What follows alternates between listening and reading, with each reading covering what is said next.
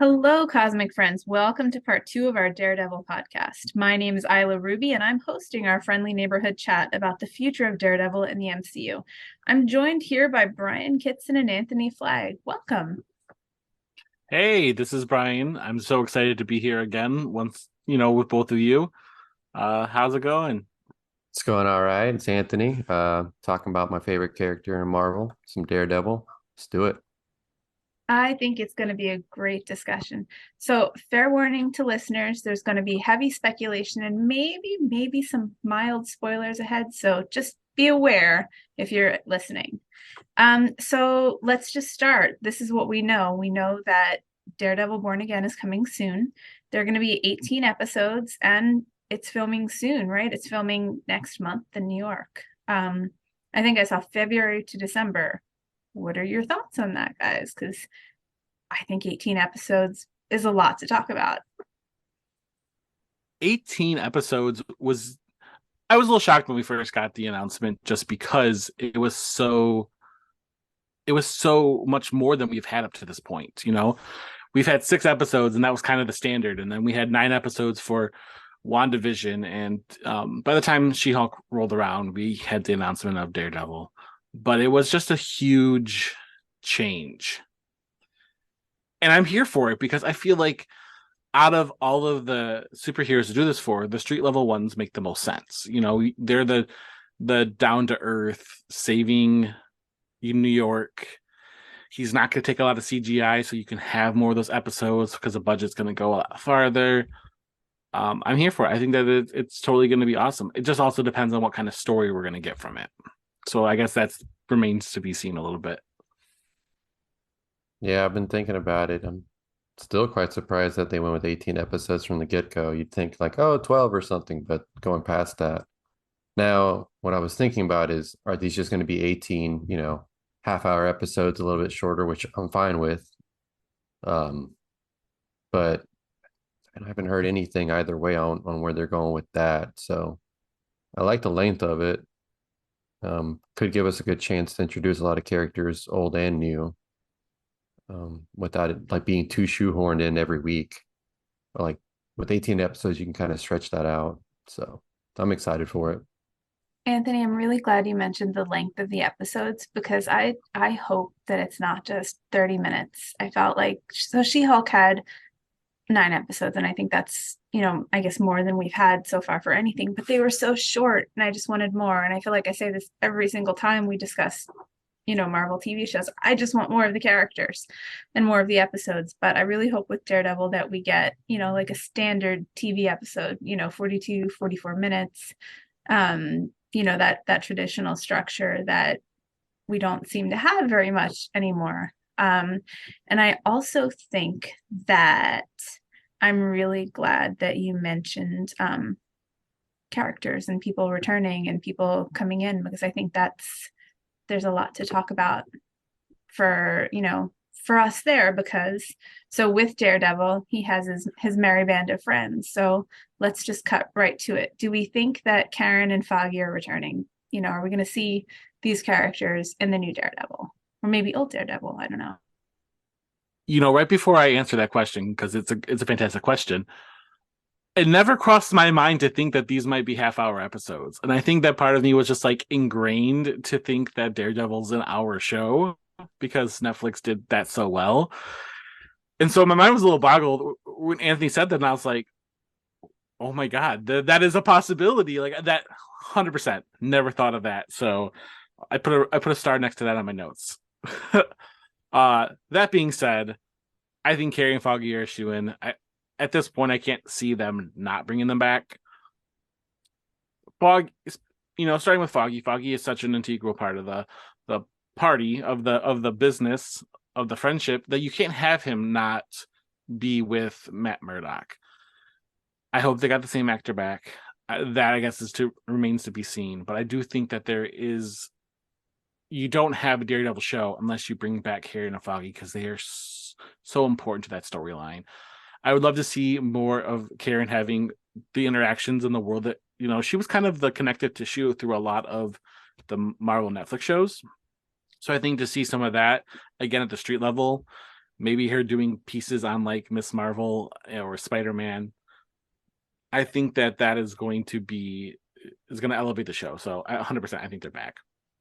I just want to jump in real quick before Anthony talks, because you said that you had never thought about being 30-minute episodes. Well, I had never thought about Foggy being recast until you just mentioned that.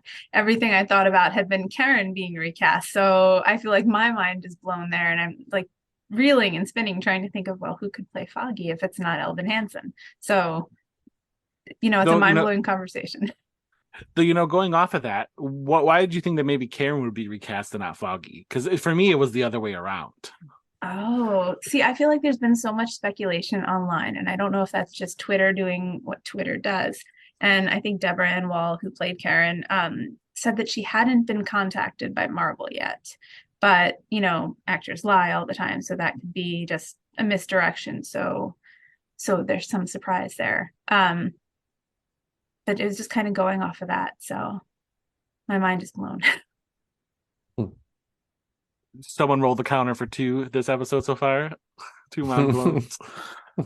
Go ahead, Anthony. The only thing I was going to say is I feel certain that they're going to keep Foggy. As far as Karen Page, I'm going to go a little bit against it and say that they told a good story with her, but they don't need her moving forward. Could she come back later on eventually? Yes. But I think from the get-go, they may just, to get the ball rolling, they'll operate without Karen Page. And then once they work out a deal with her or something, they bring her back into the fold. But I think going off of, I was gonna say, like, going off of that though, I think that we get so used to actors and actresses lying. I mean, She-Hulk, Tatiana Maslany, she lied until like the day she walked on stage. Like, she was like, "No, but I'm not in She-Hulk." So I feel like she could easily be misdirecting, and saying she's not going to come back to Daredevil. It's almost as if, it's almost as if their job is to kind of pretend that they're some, telling truth or not telling the truth, and they're really good at it to get that job. Like Andrew Garfield? Andrew Garfield is the best example of that. Tom Holland is not. No, he's not. No, I know. I just think with Karen Page, though, it's like she doesn't have to come back immediately. Can she? Yes, that's what I'm saying. Like, but I feel like you need Foggy. You kind of always need that buddy dynamic for him. You don't absolutely need Karen, because we had, Matt and She-Hulk did fine without. He had a female to play off of. We know there's a casting for a lead that's a romantic interest for him, so we'll have somebody to play off of. It doesn't always have to be Karen. I think it's really hard in a TV show when your character doesn't have, like, your main character doesn't have an ally almost, where there's someone that, he doesn't have to play off of. And I think if it's not Karen, then it definitely needs to be Foggy. Like, if you look at Arrow, there was somebody to play off of. If you look at it's always more fun when you have that thing where you can bounce people off of, or bounce ideas off of, or just have that back and forth. It makes for a more interesting show. I mean, that's been present in every Marvel project, since its inception. We've had Tony Stark and Rhodey. We've had Captain America, and he had Bucky at first, and then it was Sam Wilson. And even in the newer stuff, Miss Marvel had great banter with 2 buddies, and Spider-Man had Ned, and there are all of these, like, you don't need, I mean, Anthony, you're right, you don't need to have a love interest. You do need to have that camaraderie. And you can have love interest in anybody. It doesn't need to be Karen, but I'd love to see her in the world somewhere, like have a place somewhere, because I think that she is such an interesting character, and she had such an interesting arc, which we talked about in the first episode, that it's really hard to not see her play some kind of part in this eventually. So I'd say from what I've read recently of Daredevil is at one point she takes off and she becomes a radio DJ host on the West Coast. So, like, she could still be doing something, but just kind of like over there. But hey, that might be a good reason for him to go to LA. The many lives of Karen Page. It kind of seems like we could be building to that in some ways, but I know that's another podcast discussion for us along the line. We're going to have so many of them at this point. I'm just adding it to the list at this point. So I know, so if Karen, there's been a lot of talk about continuity and where this Daredevil is going to pick up. And I think maybe this is kind of a great way into that, because, if Karen isn't in there, or if Matt has kind of moved on from Karen. We saw kind of the repercussions in She-Hulk, right? He just had, he had a relationship with She-Hulk. And I think that's kind of interesting for the Daredevil show moving forward. What do you guys think about She-Hulk and the future of She-Hulk and Daredevil? I think what's interesting about She-Hulk is that while the show itself was very divisive, that you couldn't help but love her as a character.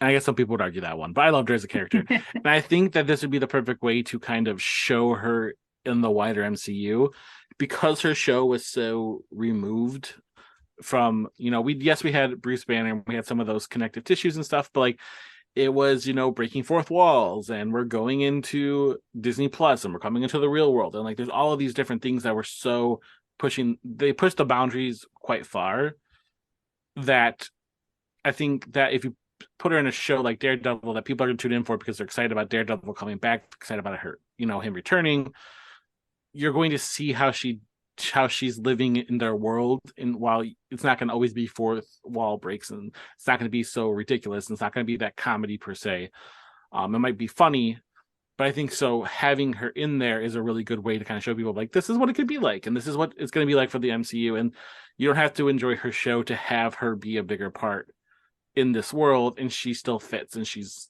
good for that. And I think that would be really beneficial for her, maybe her character and the people that were so against her in her show.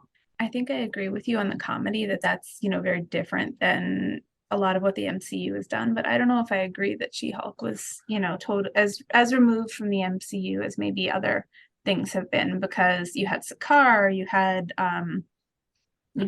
aliens, you had Hulk, you had maybe Wolverine, if you had the Celestials. Like it felt like there were a lot of MCU things, even if they maybe didn't matter big for the plot. So I don't know. Sure. I think it could be more connected to maybe Daredevil moving forward. Oh, you think so? I don't know. Oh, again, my mind's blown. I guess I didn't think of it being more connected than Daredevil, so that's interesting that you say that. Daredevil's so street level, right? It felt like all this stuff happened kind of in this insulated world of Hell's Kitchen. There are mentions of the blip before, and I guess the event, I'm sorry, not the blip before, and Daredevil the show, but like I don't necessarily think you even need to have the rest of the MCU for Daredevil Born Again to be successful. It's like Moon Knight in that way. No, that makes sense. Anthony, what do you think? I agree. I think what really drove people in Daredevil original on Netflix was the story it told with the characters that it had. It was just more of a surprise in season 2 when Punisher showed up. You're like, oh yeah, hey, now we're crossing over a little bit. Mm-hmm. And seeing Claire Temple from Luke Cage and just other things carrying over. So it really was its own little world. Yeah. So I don't think that the MCU show really needs to have that many people carried over into it. Are we going to see people? Definitely. It's an MCU show. It's going to happen one way or another. And it feels like it'll be something a little bit less orthodox, kind of like Trevor in Shang-Chi. Just like, oh, hey, yeah, you exist in, MCU. Like, it makes sense you would show up here. You need, legal help, consultation, whatever. And you live in New York City, of course. So, yeah. Well, one thing that we know, and one person that we know is going to be back, is Vincent D'Onofrio as Fisk, and he's already been back in Hawkeye. And he was very different in Hawkeye, and I know we touched on this on the last podcast, but like, what do you guys think about his character moving forward? What are you going to see? I know, Red, you have quite an extensive knowledge of the comics, and maybe have some thoughts on storylines we could see with him from the comics. Yes. Well, the main one, and since it's been rumored going around, is that he's going to run for mayor and win, which he does in the comics. And it's funny because at first it's like, oh, he didn't cheat, but turns out he really did cheat, and Matt's kind of working on proving that. So with an 18 episode season, that could be a good storyline to just use as a base, just kind of for the background of what's going on. It's just going up against Fisk, who's now mayor. Fisk is capable, he may be down, but he's not out completely. In Hawkeye, he didn't seem like he was at his best, but still, with the way that Clint Barton reacted, he's like, well, that's the guy I've been worried about. Goes to show that there's still something, there's still a level of menace that Kingpin poses. So why exactly he's a menace to Clint Barton, that's what I want to find out. And I feel like we may get that chance to explore it a little bit and see how he got involved and kind of like his involvement with Echo as well. So I know not everybody was the biggest fan of how he got brought over into Hawkeye, but I think where he gets to be more fleshed out rather than like 20 minutes, we'll get a lot better content out of him. You know, I'm very excited to see where his character goes, because while his appearance in Hawkeye wasn't necessarily my favorite representation of him, I think that season 1 and season 3 of Daredevil did it best. I think that there was this level of scary, and I think that he was kind of missing that scary in Hawkeye, which I mentioned last time. I think that it could easily be there. I constantly go back to, and this is probably pulling real deep for some people, but there was a prequel novel of the Spider-Man game for PlayStation that came out years ago. And Kingpin is the villain of that story. And he actually has Echo doing all his work in there. And I actually did not know Echo at that point. And so I didn't even connect that Echo was the same as Echo and Hawkeye until way after the show. And then I was like, oh my God, I read that novel years ago. But he was just this like master manipulator. He was running for office. He was having his business, and he wanted nobody to know he was doing these actions. And so he was just pulling these strings like a puppet master. And that was so diabolical, and that was like so wicked. And like that was what was really scary when I thought about the character. And that's what I want to hopefully see for him, is like this just complete like almost like a Lex Luthor mastermind to him too, because not only is he the big hulking guy that's super muscular and potentially has super strength, but he's also got this mind that never stops thinking, and he knows how to control people, and that is what makes him scary. Yeah, his scariness doesn't come from superpowers and doesn't come from space. His scariness is because he is that master manipulator, and how he kind of moves people as pieces to do what he wants. And I think it's interesting that you mentioned Hawkeye and why Hawkeye was so worried about him, because I don't think that's something that was really addressed at all. And I think there's some relationship there between Eleanor Bishop and Fisk too that wasn't totally explained. And I know we talked about this a little bit in the pre-show, and I'm just so curious as to what the deal is that Fisk and Bishop made, because I think that could be key to unraveling how it all works in the MCU. I just rewatched Hawkeye actually before we got on this call. I will say that. So I mean, they kind of do directly address it. Apparently, Mr. Bishop owed Fisk a lot of money. But it feels like at that point, it becomes a little bit more than money. It's just the operations and kind of instilling the fear. But, like, that must be a lot of money if, 10 years on, still haven't paid it back. Or I guess maybe the money's just so good at laundering that she can't help but just continue doing it. But finally called it quits when Kingpin started putting, Kate's life in danger. So. Yeah, because again, he doesn't seem that scary in Hawkeye. He's got his Hawaiian shirt in a restaurant, and for Eleanor to be scared of him, that seems, I just feel like there's something that has to be more sinister there about him. Have you seen the deleted scene? I have not. So there is a deleted scene where they're sitting at a table and like he's like elevated and she's lowered. So he's like looking down at her and having a conversation. They never included it. Had they put that, it would have definitely made him seem a little bit more sinister. Oh. But you can literally see like he's like raised up and she's even lowered, like the table comes up to like her here, and to him it's like down below because they've got him boosted.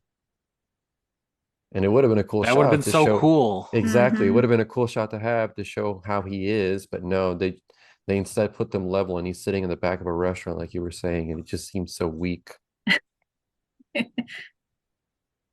Yeah, there was definitely a level of weakness that it felt comical, but like not in a good way. Like I still enjoyed seeing him. The fight scene in the toy shop was super awesome, but it felt like we're aiming the show for like families and children, and like this is not the Kingpin from the mature world that we are expecting. And so I feel like in that way, maybe my thoughts about it were like I had to like stop and kind of reflect on it after and be like, okay, it's not that this was disappointing, it was just a different, and that he can still be that scary man when it's a different situation. Hawkeye was about a young Avenger becoming a hero, and so that fits better with the world that she's from. No, I think it's interesting that you pointed out kind of guiding it towards families and maybe not so much mature audiences, because I know that's something that's come up a lot in discussing the new Daredevil. I think Charlie Cox in an interview recently said it won't be quite as bloody as it was before, or I guess it won't be quite as mature, but it seems like things will be different. What are your thoughts on that? Is it going to be, are fans going to be happy with it, I guess? And granted, this is, nothing has been shot yet. This is all speculation. This is, But I think that sometimes people mistake like mature for the fact that like it has to be gory. I think that people think that like if you're going to see like a mature film or a mature show, it has to be like Saw all the time. And I've heard this kind of complaint for Blade coming up, that how can you do Blade and be PG-13? And I always like to point out that one of the scariest horror movies is Insidious, and it's a PG-13 movie. Like, you can be scary, you can be adult, and you don't have to be mature. You can take out the sex, you can take out the blood, but you can still have the action. You can still have the fighting. And I think that's what we have to focus on. And I think people also forget, too, that like we did have a Daredevil movie that was PG-13. Whether you liked it or not remains to be seen, even though I hear the director's cut's highly superior. But like there is a character that we've had on screen that isn't like this, And the comics, having read a few, I haven't read as many as Anthony, so maybe he has a better look at this. They're not necessarily horribly bloody. They are very action-packed. There's a lot of fighting, a lot of kicking, a lot of trying to like take down the bad guy, but like it's not like the pages are getting splattered with blood like a Punisher comic book. Would you say that's correct, Anthony? That's correct. That's correct. Looking back, I was actually thinking to one of the recent runs where they introduced a character named Muse, and he's a serial killer who likes to use his victims as part of the art. Oh, yeah. Yeah. So, but it's not, but even then, none of the panels I remember are like super strong or anything. It's just more of like what the content is. It's like, oh, I made something using their guts or something. It's more the mental image than the actual image that's shown on the panel. And I think that sometimes the Netflix Defenders verse sometimes took it a little too far, and maybe this might. But there's a scene that always sticks out to me from the first season of Jessica Jones, and I'm not going to get into it, but it involves her walking into an apartment, and there's definitely a really gory scene in a kitchen. And that really stuck out to me. I still think of that scene sometimes of like, did I need to see what I just saw? Like, could I know that the bad guy was bad without having to see that? And the answer is probably not, because there's other ways to allude to that. And I think that you can change Daredevil to be something that's more, I don't want to say family friendly, but like less gory, and you're going to get more people to actually probably tune in and engage with it. Look at Talking to the Winter Soldier with the shield scene. Yes, impactful. Well, that didn't actually show with the chest or anything. I think sometimes too that that shows sometimes use gore as a crutch almost, and they use it as a crutch instead of character development, instead of story. And I think that kind of having these parameters to play with, like you can't show certain things, kind of maybe can make for more creative and more interesting storytelling. So I'm personally a little bit excited to see what they do with that. And I think Moon Knight is a really good example of that, because I know the comics are quite I guess quite bloody and quite different than Red's kind of shaking his hand, so it's not that brutal. There are some, but like the ones that inspired the show, not so much. Yeah. Well, I know it was something that people talked about a lot, and there was a lot of discussion about the goriness of Moon Knight. So I think I mean, I was fine with Moon Knight, so I'm sure if they do something similar, I would be fine with that for Daredevil. Right. There's a reality where a less gory, more Moon Knight-ish Daredevil would exist. So I think this is what they're probably trying to aim for. I think that you're gonna see more of it, like if we get like a Midnight Suns, or I think that maybe even the rumored Strange Academy would be pushing the boundary of like horror without being, I think even Doctor Strange and the Multiverse of Madness was pushing the boundaries of horror without being a horror film. Like, I think there's ways that you can do it to keep everybody, the whole family involved without complete alienating a certain subset because it's so mature. The parents would be like, I don't think my child should watch this. Now, we talked about Foggy and Karen, and there's so much to talk about, but I want to talk a little bit about maybe some of the new people joining the cast, because it seems like every couple of weeks there's a new article in Deadline about, such and such actor joining Daredevil. And I imagine as we get closer to filming, there's going to be even more of it. We're recording this right now. It's January. Brian and Anthony are missing The Last of Us and having this discussion, so you can kind of place it in time. In February, we're going to find out more people, but I guess the biggest name so far has been Michael Gandolfini, and I'm curious to know what you guys think. He was most recently in, I guess, the Sopranos prequel, The Many Saints of Newark, with John Bernthal, which is interesting to moving forward with Daredevil, and I'm just curious as to what you think his role is going to be. I didn't have any clue as to who he's going to play. And it wasn't actually until I talked to Anthony, and Anthony was 100% like, yeah, I think this might be Kingpin's son. And I was like, Kingpin has a son? Like, I had no idea. I have not done the deep dive into Daredevil that I apparently should have. But I think that if that is true to who he's going to be, that is like a great role, because he reminds me of like a mobster son. I mean, like, I've never watched The Sopranos. It's about a mob, right? Like, yes. So like that fits the bill. His dad played the main character on that, so I think that it makes sense that he'd probably be something along the lines of like a Kingpin son, or potentially another rival Kingpin that wants to take up the role. But I think that the first shoe really fits, and so I hope that that's what it is. That's my guess too. I mean, you got me. Close the books. We're done. No. Yeah.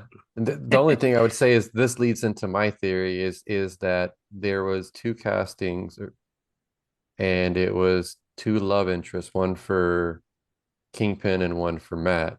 Now, the love interest for Kingpin, I think, has a slight chance of being the mother of this son, possibly. She doesn't have to be. I don't know how they're treating the whole Vanessa thing, if she's going to exist or not, if she's coming back or not, if they're recasting her. I have no idea. I'm just going to assume that no, this is somebody new or somebody in his past that's coming back to play a new or original character, and she could potentially be the mother. Do you think it's weird that they are potentially like they could potentially write out Vanessa? Because I feel like that was such like a drive and motivating factor for all of Daredevil, and I guess that would maybe speak to maybe the continuity of the show, because like that was Fiska's role. That was his motivation for 3 seasons, was Vanessa, and now to just like have another love interest just feels, I want cheap. Well, it would be a huge difference. This is the second part of my theory, is that this is Kingpin's revenge for what happened in the Netflix show. And so he's going after Matt to reveal, using his power as mayor to try and reveal who he is. Because in the comics, when he becomes mayor, he basically outlaws superheroes. It doesn't go too well for him, but like he's trying to use that power to force things out, and then force the courts where he could put him in a position where he can't act against him. Sure.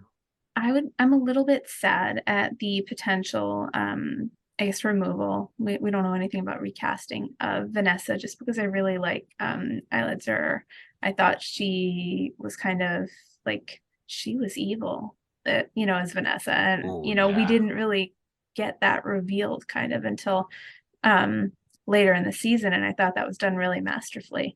And I just want to see more of her being evil, because I loved that. And so she was on the show. The actress was on the show Moonhaven, and it was just canceled. So her schedule is free if they decide to bring her back. So Marvel I'm caller. yeah, exactly. So I'm in favor of that just because I really like the character and how that was played. So Red, you mentioned castings and you mentioned love interests. There were two, I think, recent Yep. castings, recent cast members, Sandrine, Holt, and Margarita. I'm totally blanking on her last name. I don't know if you Levieva. yes. And I know you have some theories and thoughts on to who they could play. And I just want to, hear what you think because it's brilliant. Yeah, well, I already said the Sandrine Holt one, Yes. playing potentially the mother or just a new love interest. But as far as Margarita, I think I'm not saying she has to be, but she could be a reimagining of the Kirsten McDuffie character from like the 2014 run, I want to say, where Matt moves out to the West Coast, practices law there, and then starts getting involved with her because she's the DA. And then at some point, I think she even comes back to New York with him.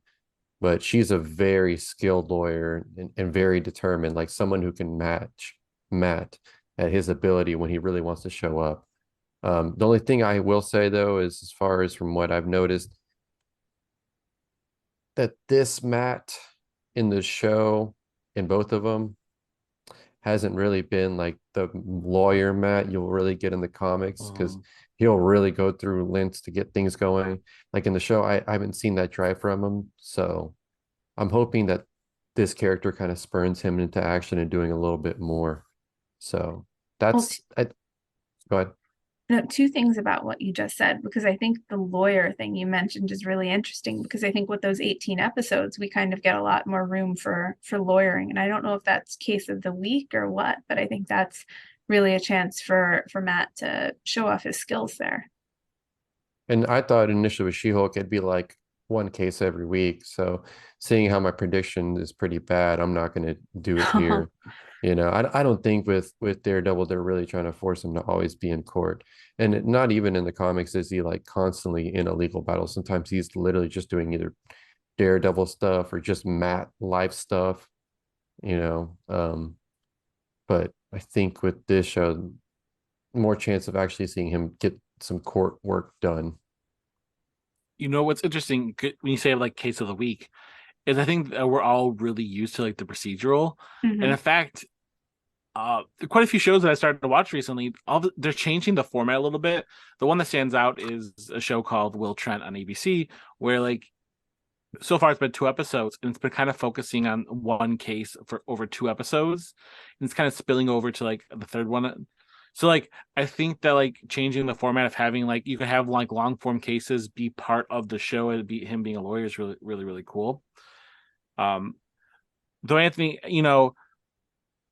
I'm not as familiar with that character. You said her name, Kristen McGuffey, McDuffie, Mhm. right? right? McDuffie. Um, so with her potentially coming in there, does she become a superhero herself? Because I feel like Netflix did that with everybody. Everybody became a superhero, or does she kind of stay like a Foggy, like a human, unsuperpowered, but like part of the team kind of individual in the Definitely comics? like Foggy. Okay. In a way, you know who I think of just personality wise, not as much, but just like determined, is Jimmy Woo. Just like happy, but Yes. they want to get the job done, like, and they know right from wrong, and they'll do what's possible, because Jimmy fought back there at the end against the FBI. It's like, wait, hold on, we're kind of being the bad guys here. We need to do the right thing. So she has that will to fight against the system, Oh, I love that. and that That is really cool. but it aligns with like Daredevil and how he is. Like Hmm. he toes the line, but he does it because he's working his justice. And that's what I like about Kirsten. She's similar and Hmm. very well parallels Matt. I don't know. I think that's an interesting theory, and I think I'm just stuck on Jimmy Woo because it's been so long since WandaVision and since we last saw him, and I want more of him. I kind of want him in Daredevil too, but maybe we'll see him in the new Ant-Man. I don't know. So I want to talk about something you mentioned too, because you mentioned, Daredevil was on the West Coast. the new working title for Daredevil is Out the Kitchen. And I read an article, actually a theory by some random guy named Brian, no relation to Brian at the Cosmic Circus, about what that working title could mean. And I'm just curious, is this Daredevil going to be totally in New York? Are we going to see him leave? Are we going to see him go different places? What are your thoughts? So I've been wrecking my head over that one. Go ahead, Brian. Go ahead. I was gonna say, I think that with how we kind of saw him in She-Hulk, I think that it kind of set the stage for the fact that this is just not a New York-based Daredevil, that he is going to travel. I know that there's been some, even in the theory that in this article by Brian, he sounds awesome. There's some recent stories of him leaving Hell's Kitchen to like travel internationally to like to fight the Hand, and I think that it brings another depth to the character into the MCU to have this character not just be bound to New York, and letting him explore a little bit and getting to see the different sides of him. So I think that definitely, especially with the working title, I think he's leaving New York for a little bit. I think you're going to see him kind of jet set. Maybe we're going to see Daredevil Far From Home. Who knows? That's funny because at first I was completely convinced that he would be coming out of New York City and was that Out the Kitchen. But then I thought about that for a little bit, and what I came to was a conclusion of it's like, no, he's operating as Daredevil out of the kitchen and just within the kitchen itself. And I even mentioned to you guys, I was like, but how the hell has Matt been able to practice in California if not one of a couple of things? One, he's practiced there before, or two, he knows somebody, and that's where I was coming up with the Kirsten McDuffie theory, that she had her firm and as a friend did him a favor and let him practice so he could, do the case that he did against Jennifer Walters. But no, I think for this one where he's saying out the kitchen, it's like, no, he's operating only out of the kitchen and that adjacent area. I didn't think of it that way. Well, he's going to have his hands full. You got to think about it. Kingpin just went blind. He's going on a mayoral run. Things have kind of been going crazy. Mm-hmm. So, yeah, he's going to have his hands full just with Hell's Kitchen. I can't see him doing much more outside of it. No, that makes sense. In the comics, he did train Echo a little bit, so I could see him running to her to go get some extra help because she's already familiar with Fisk, No, I'm glad you mentioned Echo because I think there's been some speculation about and I think it's been revealed that Daredevil is going to be in the new Echo, right? We can talk about that, I think, because it's been all over the internet. Oh yeah. Too late now if we can't. Yeah. So I mean, I did warn you at the beginning of this talk that there may be some mild spoilers. We obviously don't know what's going on with Echo. There's talk it's been delayed, but the slate keeps getting moved and delayed, and anything is possible. So right now, this is just operating on the latest information that Daredevil will be an Echo. Like, what do you guys think about that? It seems natural and par for the course, with how they ended of Echo's last interaction with Fisk and knowing the history he's already got with Matt, that he would have to go out to her or she would have to reach out to him. But knowing how he's the one that finds things out, it would lead to that information that Matt's out there looking for Echo. So I think that it also it makes sense in the fact that like what level we're building here. Going back to the very early stages of the Cosmic Circus, Anthony and I actually wrote a series of articles talking about like the different levels of the MCU, and one of them was street level, and like this is where these stories are really focused on. And Hawkeye, even though he's an Avenger, his story was very street level, and that was kind of the kicking off point for the street level MCU now. And even Miss Marvel doesn't, in my head, necessarily fit in that world because of her cosmic abilities going to be with the Marvels. But Echo was really kind of this character who, was a great fighter and has in some comics they don't really talk about in this one, but has the power of mimic and can mimic any moves, any actions, and even voices. So it makes sense that like if we're having this natural progression through the street level MCU, we would follow, like it would make sense that Daredevil will show up there because those two are connected on a level that is different, and they do have the connection of Kingpin, and in fact, neither one of them like Kingpin right now, and so is Daredevil looking to team up? Is he looking for someone to help him? Is he looking for answers? I feel like all of this makes like really logical sense for the trajectory of the street level MCU. So, I know we're running pretty close to time, but we, after part one of our podcast, we put it out to Twitter and put it out to Discord saying that if you had questions, if you had things you wanted us to talk about, give them to us and we will. And we got a lot of great response. So I'm just going to kind of go through them now. We had a question from Thomas Smith, and he, asked about Karen and Foggy, and we discussed that. But our very own Victor, asked about Matt and his mom and wanted to talk about that, relationship a little bit, because that's something that kind of got explored at the end of season 3. Will we see any more of that? Will they abandon it? What do you guys think? Well, my first thought is because that since they're calling it Born Again, but season 3 kind of already did the storyline of Born Again. So I'm having a hard time seeing them redo all that. So I'm going to go with no. Anthony, you took the answer out of my mouth. It's interesting that when they announced Daredevil, it was very interesting to me that they named it Daredevil Born Again, other than the fact that like it's being born again to the MCU. Because we did that story. That's what season 3 was, when he was being nursed back to health and you found out about his mom. And in fact, I feel like all that story has been explored to the point where we don't need to. It doesn't make sense anymore to have it. Like we know what happened to his mom. He's come to terms with it. There was a season 3 was about him finding balance, and part of that was finding him finding balance. I think his mom there's no need for her in the show anymore. I don't think it doesn't add anything to the series. That's harsh. Goodbye, Mom. And I thought that was, that was so, like those were some really emotional reveals, and really, his anger there was super palpable. And I just thought that was so interesting with the character. We also had an interesting question from somebody who wanted to know if, is it possible that Daredevil could have a child in the MCU? And I don't know, if he did in the comics anywhere. Curious as to your thoughts, because we've talked a lot about, Fisk's child and, potential children. So seems like maybe interesting. Matt's not one to strike me to ever settle down and have a family, comic wise or otherwise.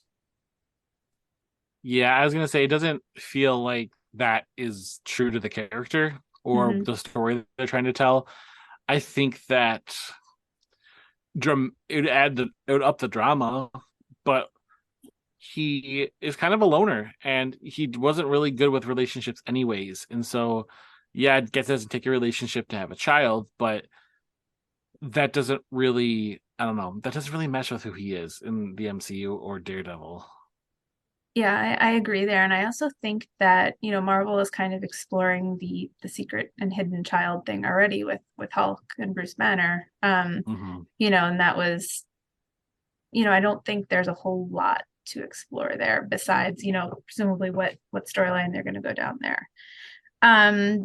So a couple of other questions, and, the questions surrounded the Defenders and Echo, and if we're going to see a new Defender. So I'm going to break that into a couple of parts. Do you guys think we're going to see anyone from the old Defenders come back in this show? Do you think there will be a new Defenders? Like, what do you think?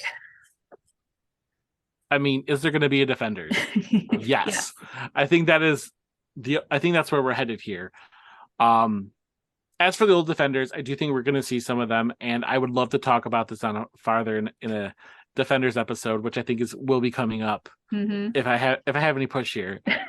But I think we're going to see Jessica Jones. I think that we're definitely getting some hints on Instagram from her. It seems like it's pretty rumored now that we're getting Punisher back, and in fact, the rumor is that he's going to be appearing in Daredevil Born Again. I've heard rumors of Colleen Wing coming back as Iron Fist. I think the only one that we're really missing out on is Luke Cage. I know that he recently denied it. I don't know if I believe him. We have lots of denials, and they don't lead anywhere. As for new ones, I mean, we kind of know the White Tiger's coming, and I think that there's tons of room. I'd love to see a Hellcat in there. I'd love to see a good Hellcat, not the one from like Jessica Jones was good, but like it wouldn't necessarily fit in. I like to see maybe that come back. I'm thinking I would love to see even like Hulk and Doctor Strange and all of the original Defenders somehow play into this, because I think that there's a world where all of this exists, and I want to see it all. So yeah, Defenders are coming back. I would eat my hat if they're not. And you just started wearing hats, so we're gonna totally, hold you to that.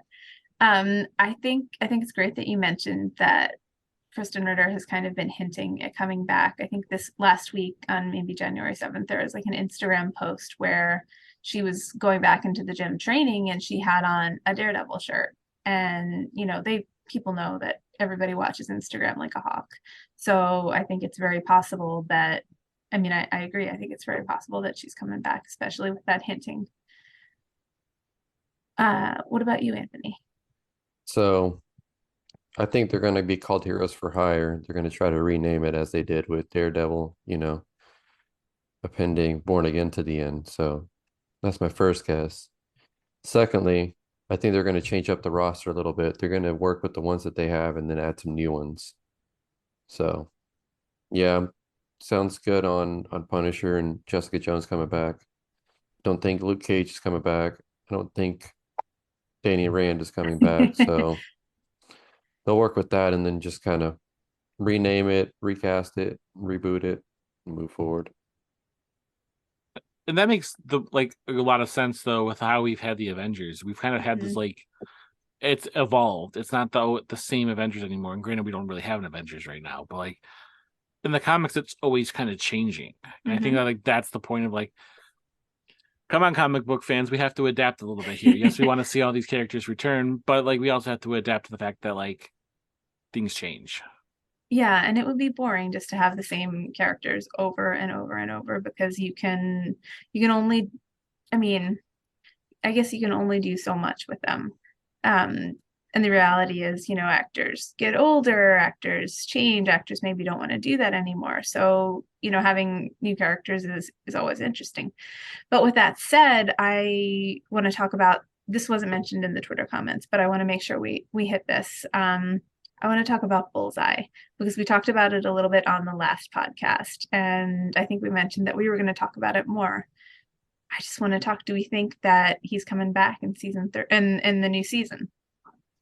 Yes, I think it's inevitable.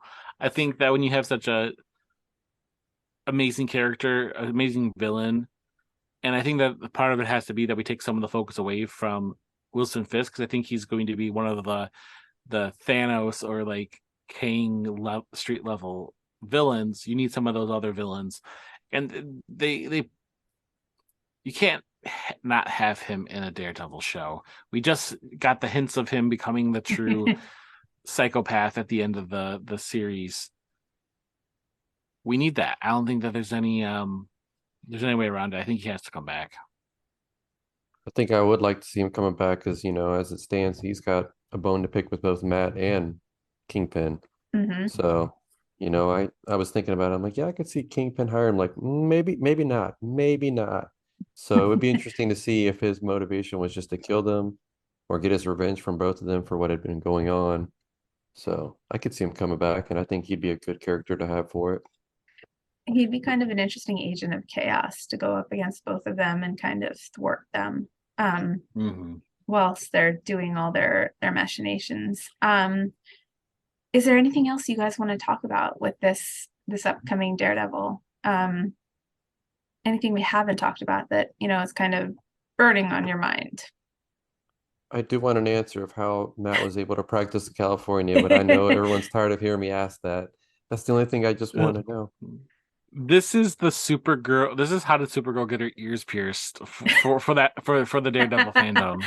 They are not gonna let this go. Um, I think that we've hit all the major points for Daredevil. I think that, like I said, I'm really excited to maybe have a Defenders talk because I think Mhm. that there's a bigger talk here. And while we're running out of time, we really hit a lot of the pieces we need to hit. Um, so I'm feeling good. I'm feeling good about this episode, and I hope that the listeners love it too. Well, I think there you have it. I think thank you both for being here. And we'll be back. So make sure you tune in again. This has been the Cosmic Circle podcast for thecosmiccircus.com. And I'm Ayla Ruby, and you can find me at TULIN Rights on Twitter. How can you find you guys? My name's Brian Kitson. You can find me on Twitter at Kitson, KITSON 301. And I'm Anthony Flagg. You can find me at Redova _. All right. Well, thank you so much for tuning in, and I can't wait to talk to you guys again. Can't Thank wait. you so much. Ant-Man's next. Yes.